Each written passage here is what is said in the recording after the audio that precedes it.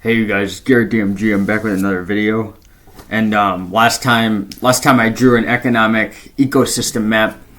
Now I'm going to draw what's called trickle-down poverty instead of trickle-down economics. And I'm going to draw this diagram regarding, I'm going to try and show this demonstration regarding the poverty chain, as I call it, and how it's going to sort of develop.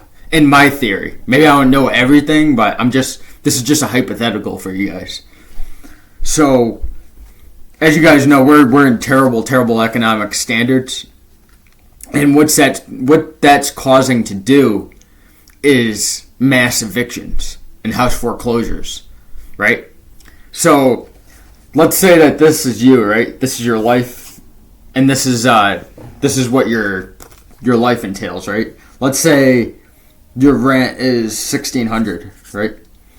All right, so you rent $1,600 a month. All right, but then you get evicted, right? And you can't get it. Let's say you try to get another job, but it doesn't pay as much as it did when you supported this household, right? And then let's say you got friends or somebody that you know, right? And their rent's the same amount, right? All right, so you move in with them, right? And you're with that person. But you can't get a job anymore because of the shortages. And also other people are around living with them too, right? What's going to happen is between these multi-family or multi-person households, only one person is really making the money here. Nobody else really is. Either they can't, or they're economically defeated by work and the economic effects of the world.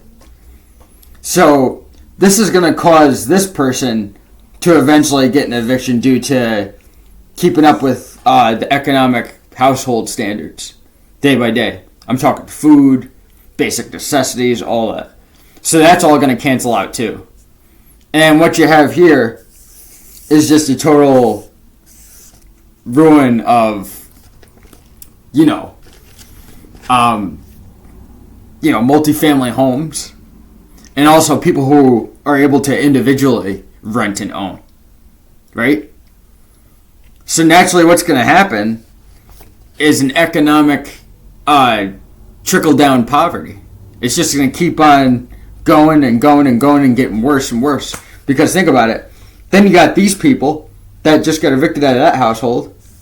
They either have nowhere to go, or they're going to move in with more people. Right? And the more people, the more money that it's going to need to generate the household. So more money is going to generate the household.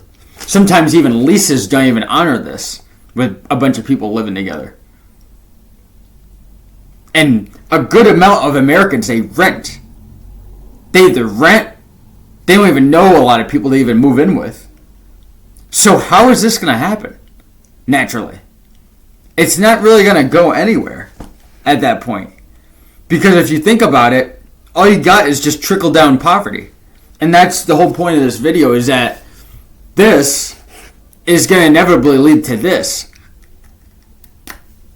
But it won't be able to last. Because it's very rare. It's a very rare situation to upkeep. Number one.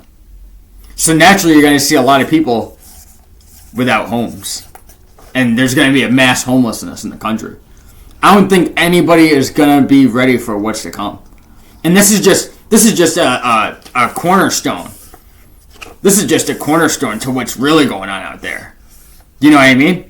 Because there's even worse economic problems. This is just one little cause. You know what I mean?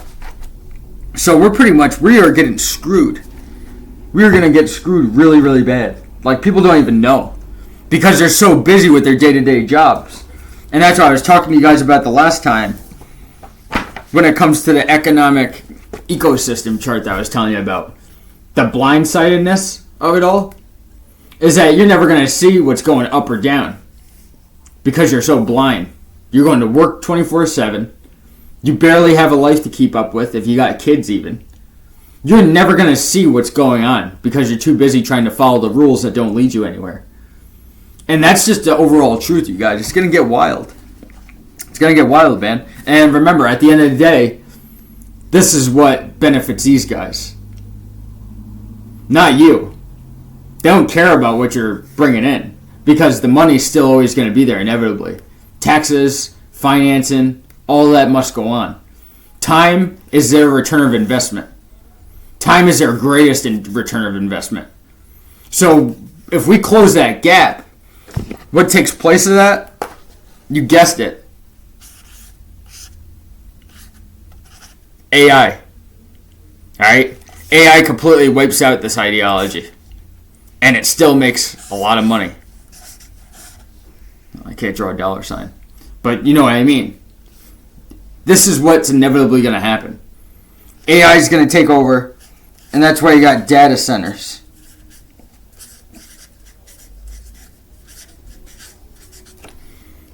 That's why you got data centers that are going to take over the whole country and the whole world.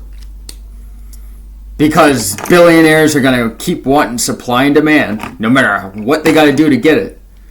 And remember, they don't want long-term economic solutions. They want short-term.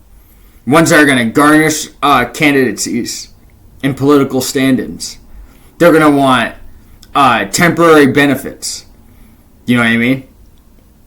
So a lot of stuff is going to start to not make sense because they're disrupting the original flow of what they used to do. And even then, that wasn't even benefiting the people. You know what I mean? So it's going to get bad, you guys. Like, even outside of what we just talked about, like I said, because at the end of the day, like I said, this is just a cornerstone. This here is just an economic cornerstone. And so many people are locked into this problem because they're living life like this. Just the straight and narrow path that's barely even livable, I may argue. Barely even doable for the average American. So, inevitably, this is what's going to happen.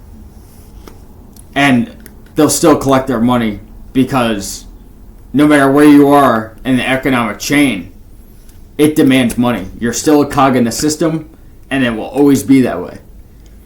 So that's what I'm saying, you guys. It's gonna get really messed up, man. We're gonna be in a worse situation than 2008's crash, and there's gonna be a lot of crazy things that's gonna, spike up, like crime,